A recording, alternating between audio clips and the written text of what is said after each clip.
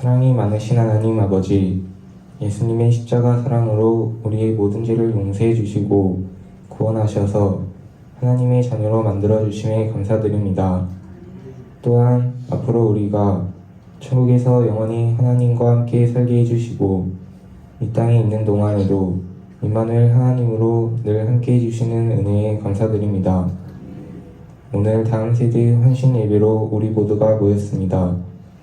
이 시간 우리를 도우셔서 믿음의 세대로 준비되어야 하는 우리 다음 세대들뿐만 아니라 이 자리에 있는 모든 성도님들이 함께 같은 하나님 나라를 꿈꾸게 해주세요. 그래서 우리들의 예배가 형식적으로 드리는 예배가 아니라 하나님의 은혜를 체험하며 하나님을 만나는 예배가 되게 하여 주세요. 지난 시간 우리의 잘못을 고백합니다.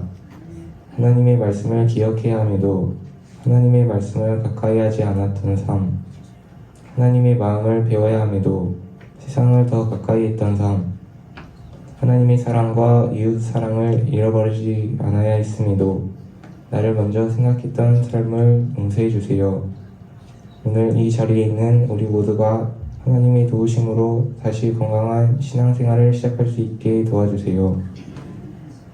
우리 다음 세대들을 기억해 주셔서 지금까지 잘 이어진 믿음의 유산을 우리도 이어받게 하시고 성령에서 경고하는 다른 세대가 아니라 하나님께서 이 땅에 심으신 다음 세대로 살아가게 해주세요.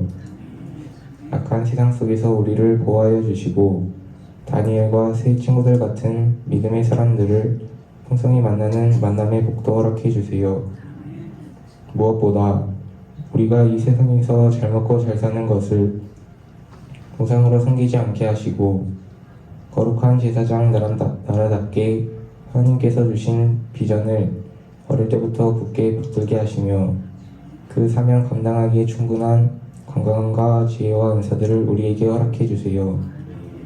그래서 우리 다음 세대뿐만 아니라 우리 한남제일교회 모든 가족들이 아름다운 하나님의 자녀라는 존귀한 정체성에 합당한 삶을 살아가게 도와주세요. 오늘 말씀을 전하실 권혁규 목사님을 하나님의 손으로 붙드셔서 담대하게 하시고 전하는 말씀이 이 자리에 있는 우리 모두의 마음에 잘 새겨져 이번 한 해 우리의 비전처럼 말씀으로 살아가는 삶을 살아가게 해주세요. 준비된 귀한 찬양으로 하나님 앞에서는 호산나 찬양대와 동원 특송을 준비한 주일학교 찬양대의 찬양을 기쁘게 받아주시고 가사 하나하나에 모든 성도님들의 마음이 담겨지게 도와주세요. 마치는 시간까지 우리를 인도해 주실 하나님께 감사드리며 우리의 영원한 생명이신 예수님의 이름으로 기도합니다.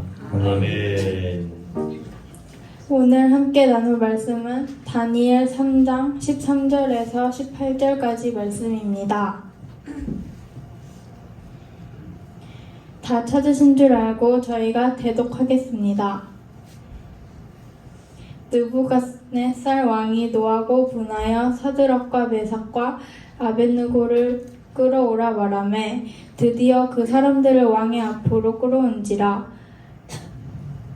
느부갓네살이 그들에게 물어 이르되 사드락 메삭 아벳느고야 너희가 내 신을 섬기지 아니하며 내 세운 금 신상에게 절하지 아니한다 하니 사실이냐. 이제라도 너희가 준비하였다가 나팔과 피리와 수금과 사면금과 양금과 생원과 및 모든 악기 소리를 들을 때 내가 만든 신상 앞에 엎드려 절하면 좋거니와 너희가 만일 절하지 아니하면 즉시 너희를 맹렬히 타는 풀무불 가운데에 던져 넣을 것이니 능히 너희를 내 손에서 건져낼 신이 누구이겠느냐 하니 사드락과 메삭과 아벳느고가 왕에게 대답하여 이르되 느부갓네살이여 우리가 이 일에 대하여 왕에게 대답할 필요가 없나이다. 왕이여 우리가 섬기는 하나님이 계시다면 우리를 맹렬히 타는 풀무불 가운데에서 능히 건져내시겠고 왕의 손에서도 건져내시리이다. 그렇게 하지 아니하실지라도 왕이여 우리가 왕의 신들을 섬기지도 아니하고 왕이 세우신 금 신상에게 절하지도 아니할 줄을 아옵소서. 아멘. 줄 믿습니다. 자, 오늘 워낙 유명한 본문 워낙 유명한 사건이긴 한데 아무래도 다음 세대들의 헌신 예배예요. 그래서 우리가 지금 주일학교 예배를 구경하는 것이 아니고 지금 두 세대가 사실은 섞여 예배 드린다. 그러나 다음 세대들이 헌신하기를 바라는 그런 시간이다라고 이해하시면 되겠는데요. 그래서 이 다니엘 3장을 이해하기 위해서는 그 시대의 배경을 한번 살짝은 좀 짚고 넘어갈 필요가 있겠습니다. 지금 우리는 구약 일독학교를 지금 계속 따라가고 있죠. 그래서 지금 새벽 예배 본문, 그리고 여러분들이 지금 읽고 계시는 성경 읽기 본문, 그리고 구약 일독 학교 그 진도가 지금 다 다른데 결국은 어차피 구약의 흐름 전체를 훑게 되겠습니다만 이스라엘 백성들이 하나님 앞에 결국은 바로 서지 못해서 나라가 반쪽으로 나눠지고 그 나중에 그래도 회개하지 않고 각각 자기의 소견대로 행하면서 북이스라엘은 북이스라엘대로 남유다는 남유다대로 그 범죄하다가 하나님께서 그 다음에 내리시는 징계는 나라를 망하게 하시는 경고하신 대로 나라가 망하게 되도록 하시는 거였는데 이때 보면 제국들이 등장해요. 그 제국들 여러 이름 중에 특히 이스라엘이 패망하는 그 시기에 관련된 나라는 아수르이고 그 다음에 바벨론 그리고 뭐 바사 이렇게 이어지는데 아수르 그리고 바벨론 바사들이 각각 통치하는 방식이 좀 약간 다릅니다. 왜냐하면 나라를 점점점 집어삼키다 보니까 뭐 적당한 크기면 괜찮은데 너무 멀어지니까 이게 그 권력을 어떻게 유지하지? 어떻게 해야 얘네들이 말을 잘 듣지? 어떻게 해야 얘네들이 반항하지 않게 할까? 이런 각자 자신들만의 어떤 방식을 찾았는데 아수르는 어떤 방식을 찾았냐 하면 그 고유의 민족성을 망가뜨리기 위해서 그냥 이 민족 저 민족 다 섞어버렸어요. 그때 등장하는 민족이 그 인물이 선한 사마리아인에 할 때 사마리아 그 사마리아 족속이 왜 등장합니까?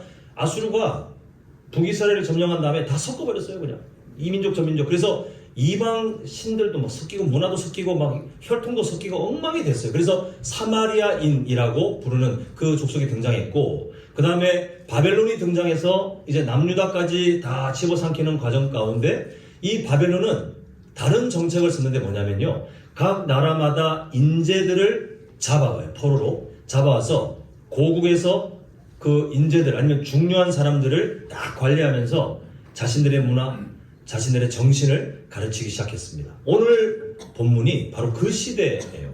그래서 오늘 성도님들은 나중에 구약일독학교 가면 또 볼 내용이겠지만 성경이 이 시점에 가보면 바벨론이 등장하고 또 다니엘이 등장하는 이 시기에 가보면 망한 예루살렘 고국이 있고 그 땅이 있고 그리고 지금은 잡혀간 바벨론 땅이 있고 이 두 군데 성경이 함께 내용이 진행되고 있는데 오늘은 바벨론이에요. 잡혀간 포로들이 있는 그곳에 이야기를 우리가 보게 됩니다. 느부갓네살 왕이 뭘 생각하냐 하면 늘 왕들은 그게 걱정이에요. 내 왕권을 어떻게 해야 좀 견고하게 할까? 특히 제국을 통치하는 막 여러 민족을 집어삼킨 사람들은 이걸 어떻게 해야 얘네들이 날 우습게 안 볼까?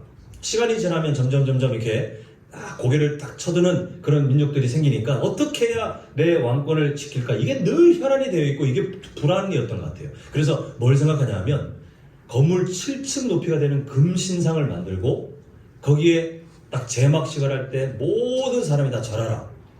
그렇게 중앙 집권 그것을 중심으로 자신의 왕권을 지키려고 하게 됩니다. 근데 이때 명령을 덧붙이는데 뭘 명령을 덧붙이냐면요.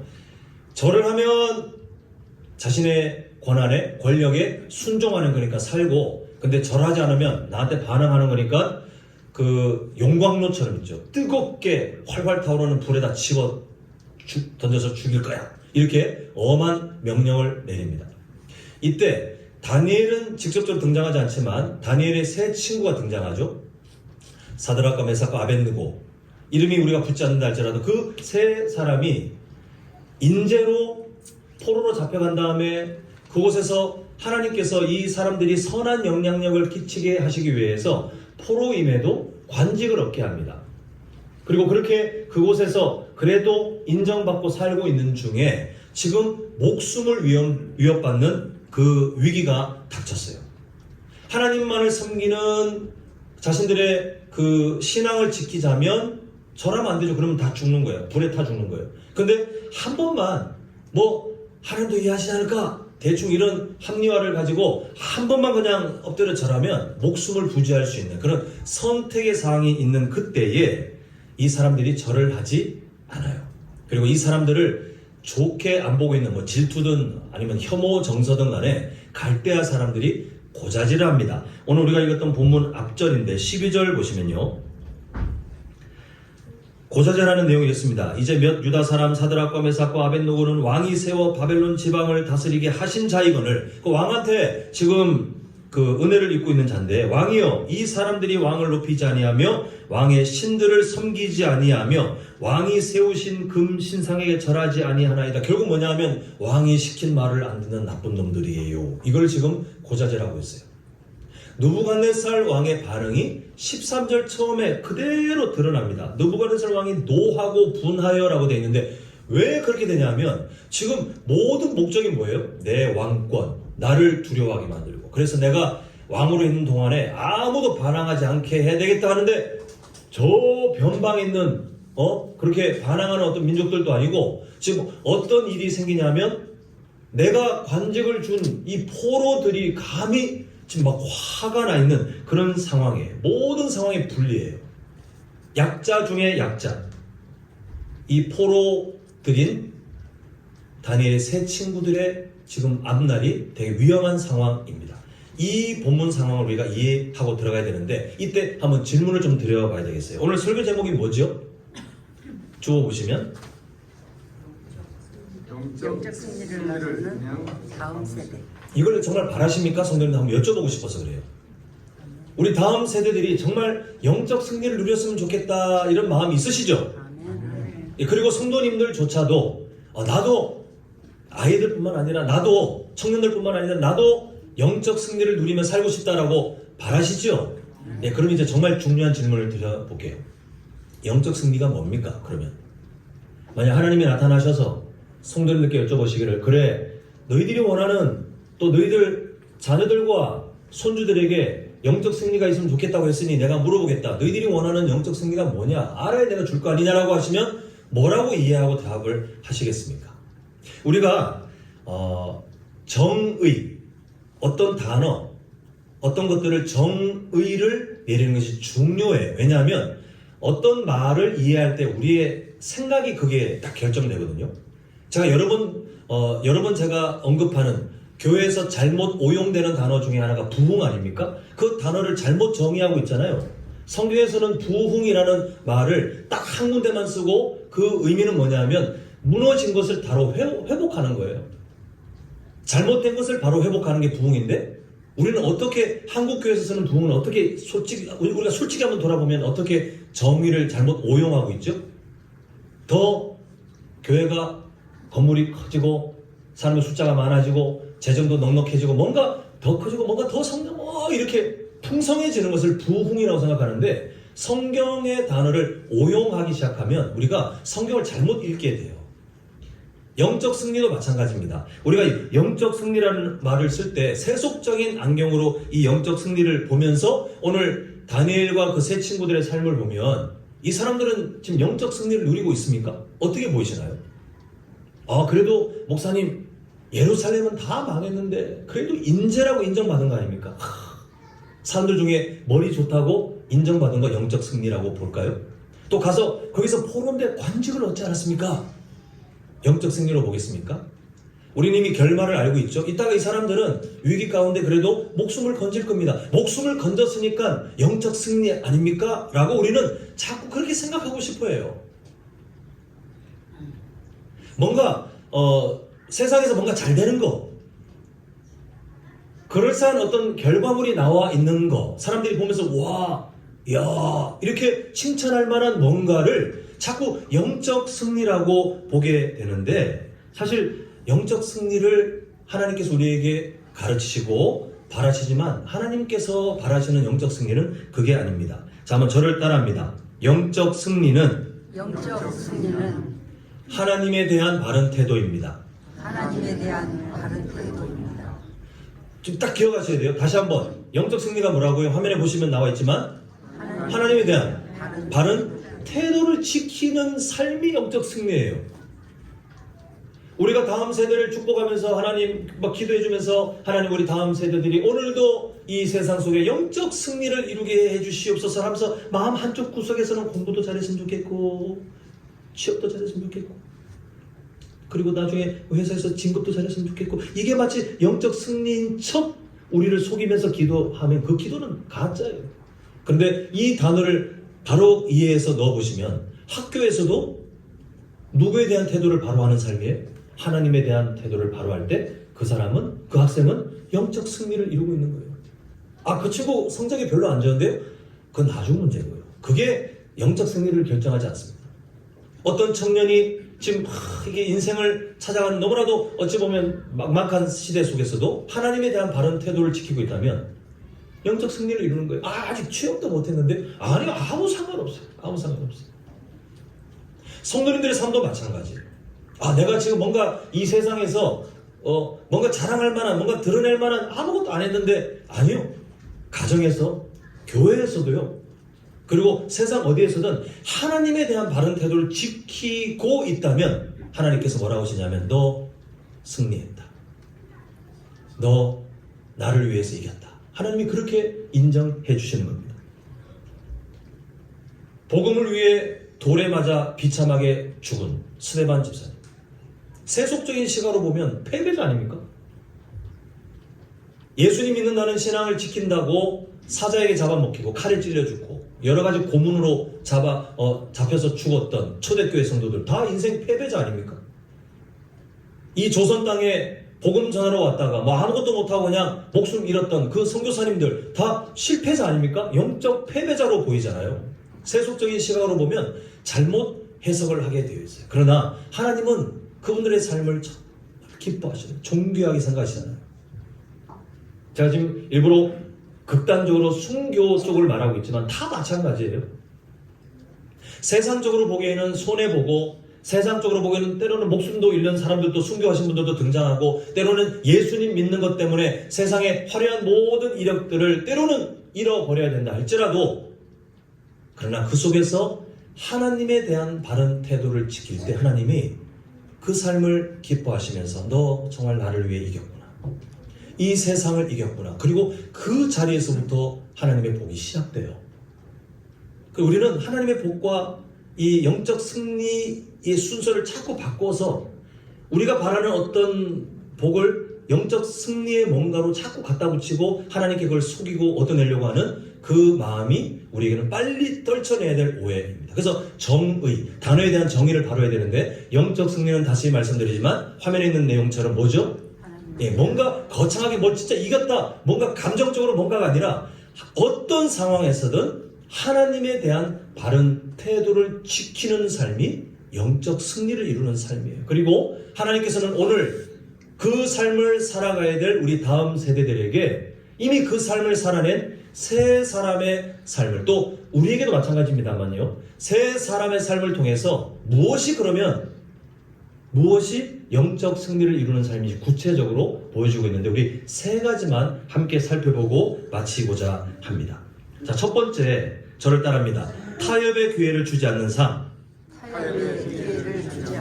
자, 15절 초반부를 보시면 이렇게 되어 있죠. 느부갓네살 왕이 하는 말이에요. 이제라도 지금 옆에서 저 사람들이 왕의 말을 듣지 않지 않습니까? 이 느부갓네살 왕은 뭔가를 해야 돼요. 왜냐하면 자기가 우습게 되지 않습니까? 명령을 했는데 안 듣고 있어. 그것도 관직을 준 사람들이 지금 자기가 우습게 됐는데 느부갓네살 왕이 그래도 인자한 왕처럼 기회를 주고 있는 거예요. 이제라도 너희가 마음을 돌려서 내가 명령한 대로 하면 산다. 내가 한번 용서해준다. 지금 너그러운 왕도 챙기고 왕의 모습도 챙기고 그리고 왕의 권한도 이제 딱 챙길 수 있는 그런 상황이에요. 지금 이 기회를 마주했을 때 저 같으면 정말 고민 많이 됐을 것 같아요. 정말. 근데 16절 한번 보겠습니다. 우리 16절 한번 같이 읽겠습니다. 시작. 왕에게 대답하여 이르되 느부갓네살이여 내가 이 일에 대하여 왕에게 대답할 필요가 없나이다. 와, 끝에 그 노란 글씨로 강조된 글씨 보십시오. 진짜 저는 이 구절을 읽을 때마다 정말 대단한 것 같아요. 이게 무슨 말이냐면 구차하게 자신들의 어떤 상황을 설명해도 될까 말까 하는데 말하기도 입 아픈데요. 더 이상 말하고 싶지 않은데요. 그 부분에 대해서는 지금 딱 잘라서 이런지야 지금 거절하고 있어요. 왕이 지금 명분 좋게 살 기회를 줬는데 아주 그냥 그 왕에게 더 분노를 자극할 만한 그런 답이에요. 왕에게 대답할 필요가 없습니다. 타협할 여지가 전혀 없습니다. 그래서 얘기하지 마시죠. 라고 딱 거절하고 있는 모습이에요. 어떤 사람들은 기독교라고 하는 다른 모습에 대한 비난 말고요. 당연히 우리가 잘못된 모습들은 야단 맞아야 됩니다. 그런데 기독교라고 하는 특징 중에 하나가 진리, 타협할 수 없는 진리예요. 생명도 구원도 모든 살아감의 모습들이 다른 종교들은 그래도 좀 이게 상생, 서로 어울리며 이런 말들로 화합이 된다라고 하고 실제로 그렇게 합니다. 근데 기독교는 안 돼요. 왜냐하면 구원의 방식은 딱 하나잖아요. 예수 그리스도, 원웨이. 예수 그리스도 한 분밖에 없기 때문에 그 다른 진리가 허용이 안 되어 있어요.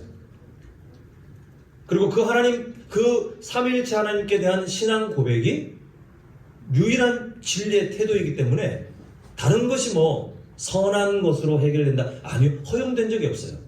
돌을 닦아서 허용된다? 허용된 적이 없어요. 그러다 보니 기독교를 욕하는 사람들 중에 바른 욕 말고 진짜 잘못된 욕이 뭐냐 하면 타협하지 않는 종교라고요. 타협합니다. 편협하다. 자기들밖에 모른다. 자기들만 옳다고 한다. 그런데 어쩔 수 없어요. 진리라는 것은 어쩔 수 없어요. 진리는 어쩔 수 없어요. 이따가 제가 그 순서를 따라서 오늘 한나마을을 제 일정에 제가 그 업무 보는 목양실에 모실 텐데 저기 비밀번호는 다른 성도님들이 모르십니다. 제 개인적인 물품도 있고 또 제 사적인 공간이기 때문에 몰라요. 근데 이 번호 눌러도 문 열리고 이 번호 열려도 그럼 그게 무슨 진리인가요? 그게? 진리는 열쇠와 같아요. 다 한 종류밖에 없어요. 그 지금 이 사드락과 메삭과 아벳느고는 하나님만을 섬긴다라고 하는 그 신앙, 그 진리에 대해서 목숨이라고 하는 꽤 정말 큰 가치 아닙니까? 나의 생명은 정말 큰 가치잖아요. 근데 지금 한번 했는데 이걸 다시 살릴 수 있는 살아날 수 있는 기회가 왔는데 그 기회를 왕에게 부탁한 것도 아니고 왕이 제공하고 있는데 그때 뭐라고 하는 거냐 하면 고민하는 것 자체도 지금 싫다는 거예요. 여러분 영적 승리는요 진리에 대해서 타협할 기회 자체를 갖지 않는 거예요. 만약 그런 분들이 계시다면 막 이런 고민이 있잖아요. 이렇게 하는 게 낫잖아요. 저렇게 하면 낫잖아요. 이렇게 하면 뭔가 이런 고민 자체를 불쾌하게 생각하셔야 돼요. 진리는 매우 편협한 겁니다. 어쩔 수 없어요.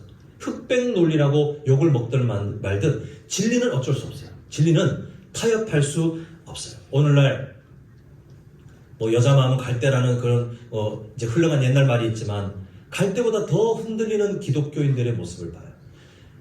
그 이유들을 찾아보면 세상에서 좀 편하게 살고 싶거든요. 근데 진리를 지키려고 하면 편하지가 않습니다. 관계도 끊어지고 그리고 요즘은 경제적 불이익까지 당할 수 있고 여러 불편들이 있죠. 그리고 내가 좀 더 편하게 살고 싶은데 그 편한 삶조차도 이제는 제한되기 때문에 많은 기독교인들이 교회는 출입합니다만 마음이 갈 때보다 더 흔들리며 때로는 세상에 여기에 타협하고 여기에 순응하고 그리고 자기 마음에 맞게 온갖 답들을 찾아냈어요.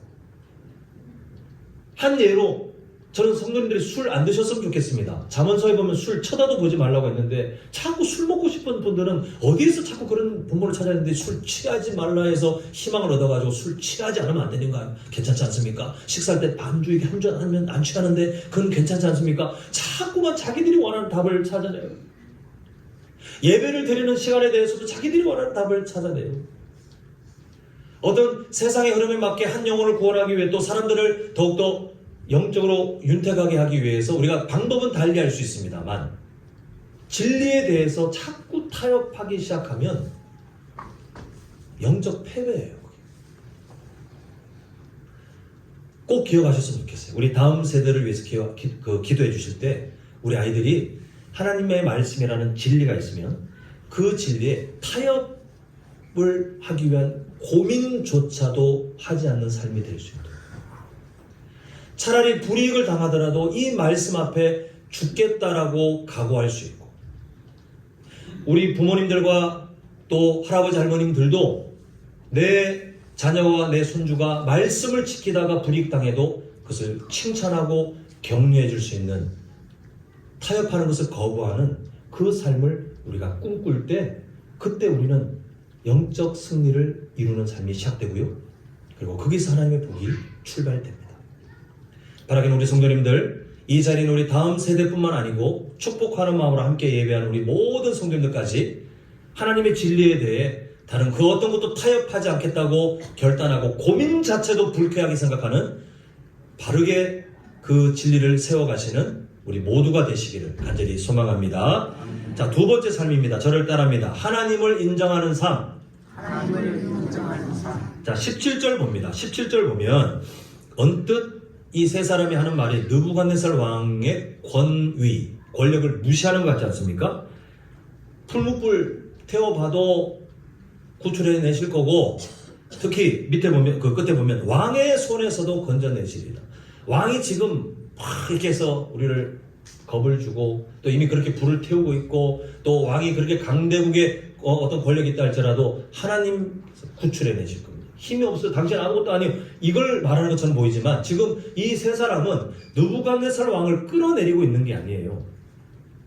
너 왕의 권한 없는 사람이야. 아무것도 못해. 이걸 말하는 게 아니라 지금 느부갓네살 왕이 누구보다 강력한 나라에 또 누구보다 강력한 힘을 가진 사람인 걸 압니다. 그런데 지금 뭘 하고 있냐면 아까 전에 따라하십시오 한 것처럼 누구를 인정하고 있어요? 느부갓네살보다 사실은 더 크신 하나님을 인정하고 있을 뿐이에요. 지금 이 사람들이 하는 말들이 참 기가 막힌 것이요.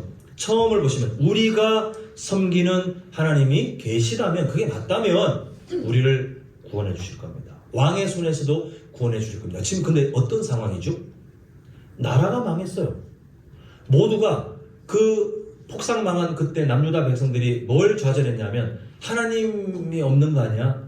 하나님과 우리의 사이는 이제 끊어진 거 아니야? 왜냐하면 자기들은 구원받을 거라 생각했거든요. 물론 엄청난 착각이긴 하지만, 그래서 절망, 앞으로 미래에 대한 어두움, 이런 것들이 가득해. 예루살렘에 가득하고 포로로 잡혀간 그곳에도 가득하고. 근데 지금 이 사람들은 포로로 잡혀가서 현실적으로 보면 생사여탈권이 느부갓네살 왕에게 있는 것처럼 충분히 보이지 않습니까? 그런데도 하는 말이 우리가 섬기는 하나님을 여전히 붙들고 있어요. 그 자신들의 목숨이 지금 위협받고 있는 그런 상황 속인데도, 지금 절대적으로 불리한 상황인데도 여전히 우리가 섬기는 하나님을 인정하고 있어요. 그분이 살아계시고 그분이 일하신다면 우리를 능히 구원해 주실 것입니다 라고 말하고 있어요. 사랑하는 성도 여러분, 믿음은요, 믿음은 우리가 신앙생활 할 때 믿음이라고 하면 자꾸 어떤 사건에 대한 우리의 마음의 태도라고 생각하시더라고요. 근데 믿음은 그게 아니라 그 일을 주관하시는 하나님에 대한 우리의 태도가 믿음이에요. 눈에 보이지 않는 어떤 것들, 하나님께서 어떻게 하실지조차 몰라도 우리가 믿습니다라고 말하는 그 믿음은 뭔가가 이루어질 겁니다를 말하는 것이 아니라, 그 뭔가를 이루실 수도 있고 안 이루실 수도 있지만 우리의 진짜 왕 되시는 하나님의 선한 손이 우리의 모든 삶을 주관하시는데, 그 모든 능력을 갖고 계신 하나님을 내가 믿기 때문에 이런 일이 일어날 거라고 저는 믿어요. 이걸 우리는 믿음이라고 이해해야 돼요. 자꾸 사건이 아니라 대상. 아까 말씀드렸죠. 영적 승리는 누구에 대한 바른 태도예요? 하나님에 대한 바른 태도. 믿음도 마찬가지예요.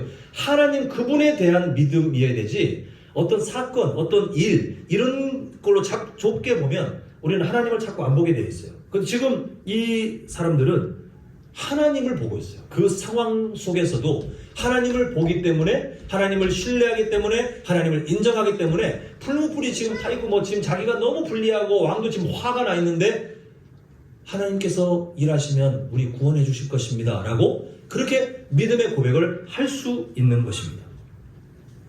사랑하는 성도 여러분, 우리는요, 하나님께서 우리 인생에 멀리 계시는 구경꾼이나 아니면 때로는 하나님이 계시지만 마치 내 인생에 그다지 개입하지 않는 그냥 우리를 방목하는 그런 하나님으로 생각할 것이 아니라 나의 모든 삶의 부분들, 특히 우리의 구원의 문제에 대해서 시간이 정해지기 전에 나를 이미 구원하기로 정하셨던 그 하나님의 열심, 지금도 나를 하나님의 그 자녀로 의인으로 만들어 가시는 그 열심, 오죽하면 우리가 그 하나님의 사랑을 의심할까봐 예수님의 생명까지 그냥 던져버리고는 내가 이 정도로 너를 사랑하는 거 봤지? 그렇게 확정해 주신 그 하나님의 열심, 그 열심을 바라보면서 우리가 살아가는 삶의 현장에서 우리는 하나님을 인정하며 살 때 그때 그게 영적 승리예요. 모두가 하나님을 무시하는 세상 아닙니까? 우리가 구약일도학교 내용처럼 가인 계열들의 그 힘들이 득세하는 가득 차 있는 그런 세상 아닙니까? 하나님을 거부하는 삶.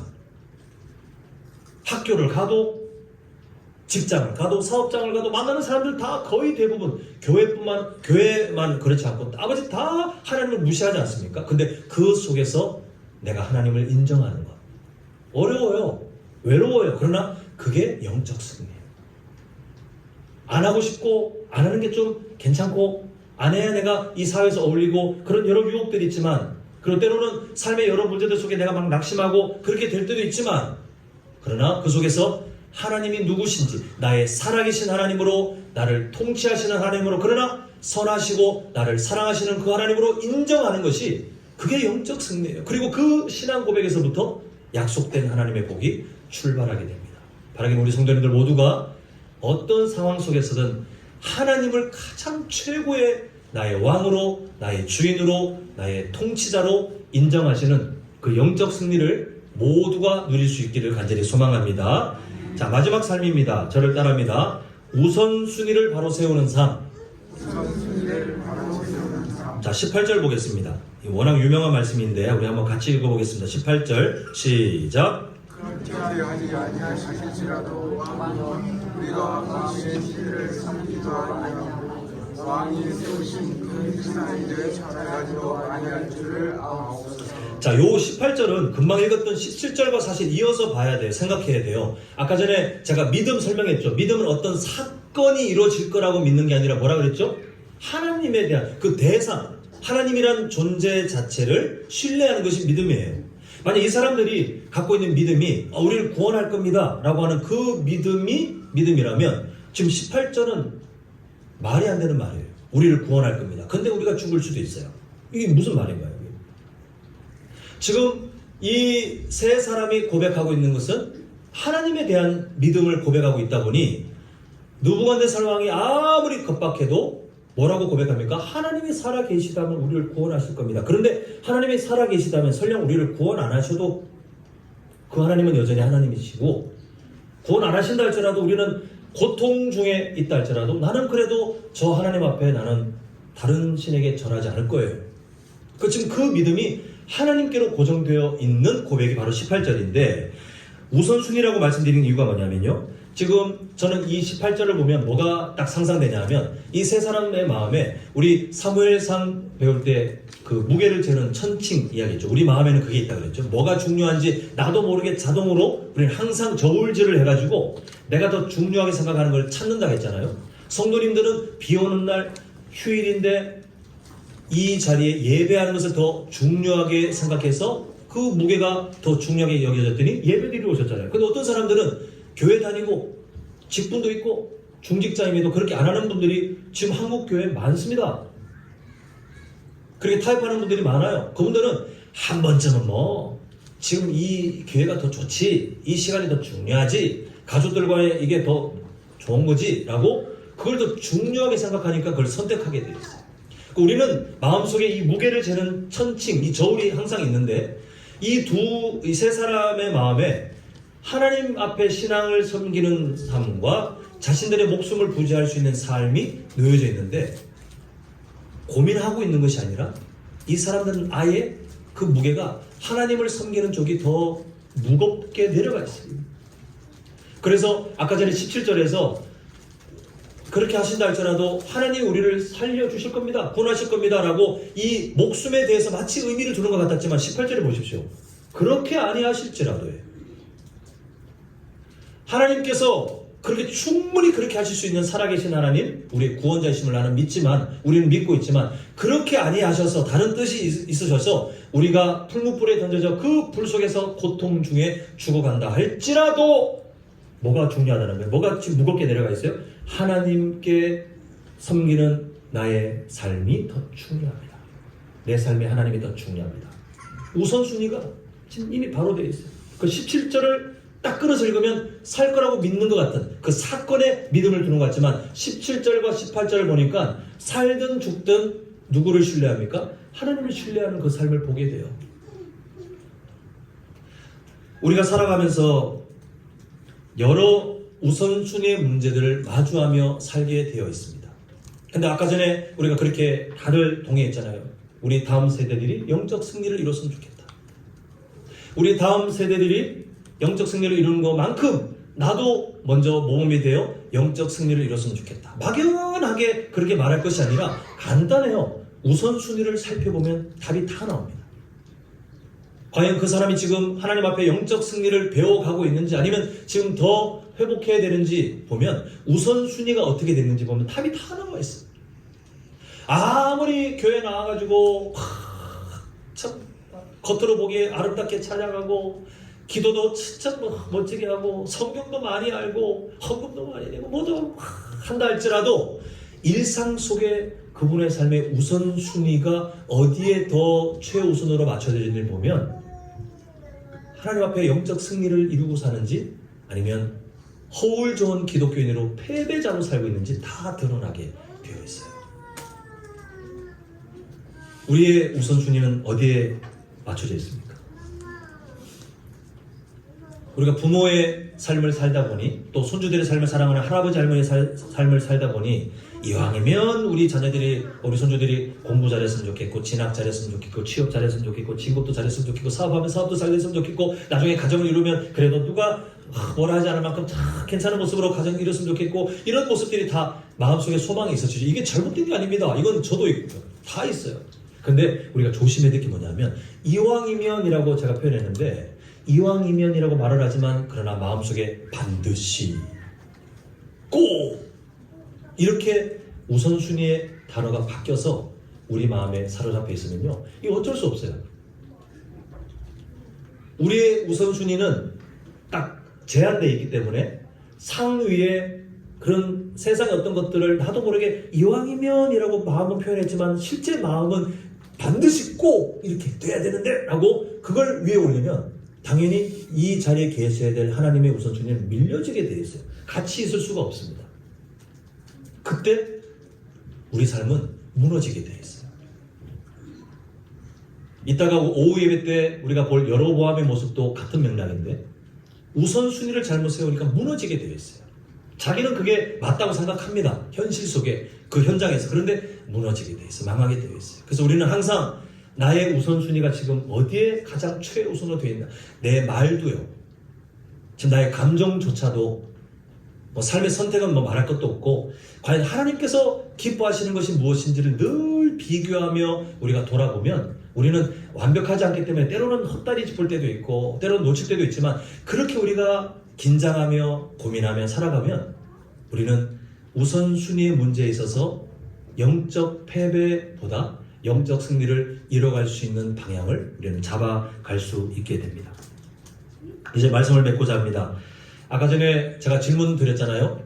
우리 다음 세대들이 영적 승리를 이루길 원하십니까? 또 성도님들도 영적 승리를 이루기를 원하십니까? 다 동의하셨어요.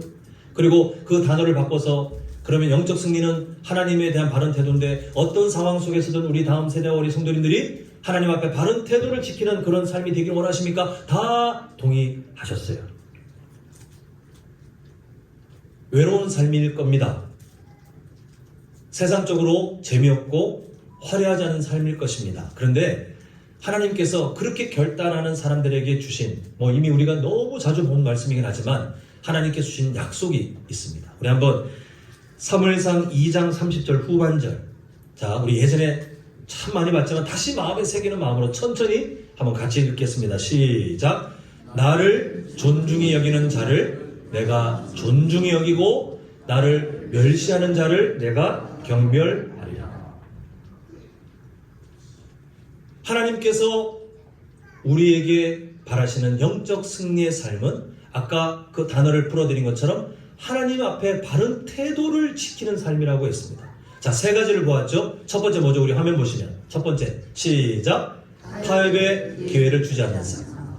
우리는 절대로 진리에 대하여 타협할 기회조차도 주지 않는 그 삶의 용기. 자, 두 번째. 자, 시작. 하나님을 인정하는 삶. 어떤 상황 속에서든 하나님이 나의 주인으로, 나의 살아계신 가장 선하신 분으로 인정하는 삶. 마지막 세 번째. 시작. 우선순위를 바로 세우는 삶.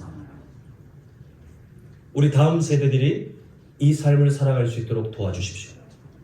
그리고 이 자리에 있는 어린아이들은 아직 그렇다 치더라도 우리 청소년들, 너희들은 적의 기도 제목이 돼야 돼. 하나님, 저 삶을 살길 원합니다. 거기서 구별된 삶이 시작돼요. 거기서 하나님의 놀라운 사용되심이 시작됩니다.